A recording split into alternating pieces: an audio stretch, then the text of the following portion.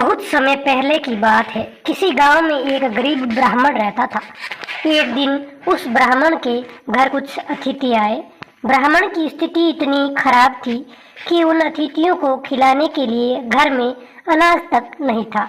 इस स्थिति को लेकर ही ब्राह्मण और उसकी पत्नी के बीच बड़ी कहासुनी होने लगती है। ब्राह्मणी कहती है, तुम्हें पेट भरने योग्य अनाज कमाना भी नहीं आता है।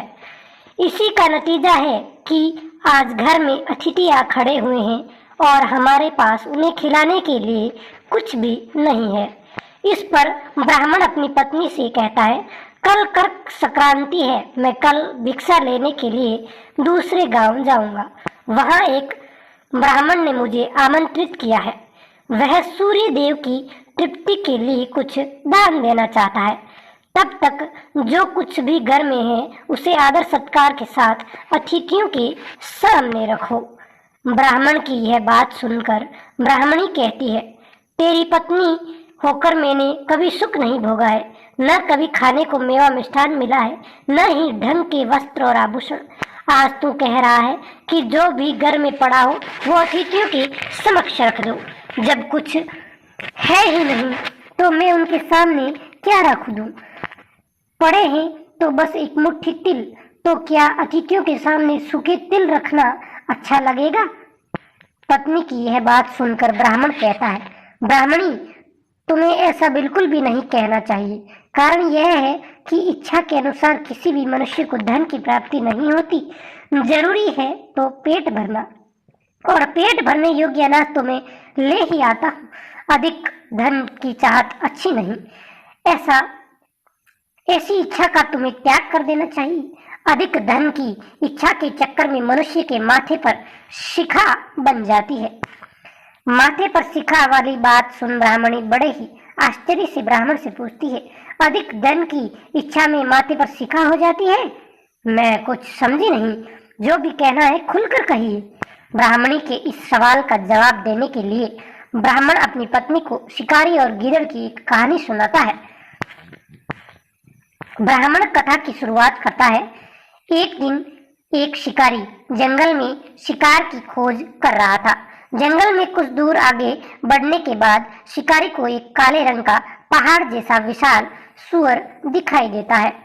सूअर को देखते ही शिकारी अपना धनुष उठा लेता है और कमान खींचते हुए सूअर पर निशाना लगा देता है। कमान से निकला हुआ तीर तीव्र गति से सूअर को घायल कर देता है। घायल होने पर सूअर चिंगाड़ता हुआ शिकारी पर पलटवार कर देता है। सूअर के तीखे दांतों से शिकारी का पेट फट जाता है। इस तरह शिकार और शिकारी दोनों का ही अंत हो जाता है।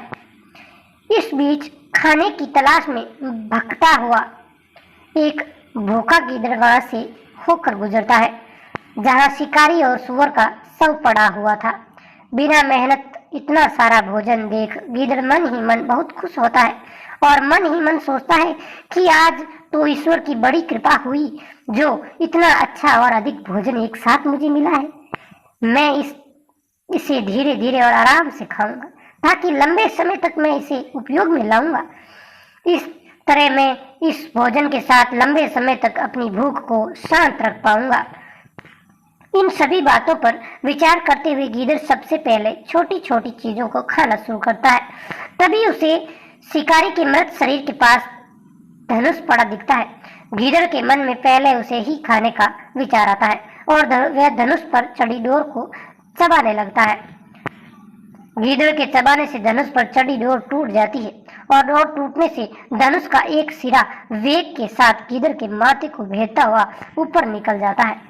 गीदड़ के माथे को भेद कर धनुष का जो सिरा गीदड़ के सिर पर निकल आता है, वह ऐसा प्रतीत होता है मानो गीदड़ के माथे पर शिखा निकल आई हो। घायल होने के कारण कुछ देर बाद गीदड़ की भी मौत हो जाती है। इतना कहते हुए ब्राह्मण कहता है, ब्राह्मणी, इसलिए मैं कहता हूँ कि जरूरत से अधिक लोभ से माथे पर शिखा आ जाती है। यह कथा सुनने के बाद ब्राह्मणी कहती है, ठीक है, अगर ऐसी बात है तो मैं घर में जो मुट्ठी भर तिल पड़े हैं उन्हें ही उन्हीं को मैं अतिथियों को खिला देती हूँ। तो ये कहानी सुनकर आपको कैसा लगा, और क्या आप इस ऐसी ही कहानियाँ और सुनना चाहते हैं, तो हमारे वीडियो को लाइक और सब्सक्राइबर जरूर कीजिए। धन्यवाद।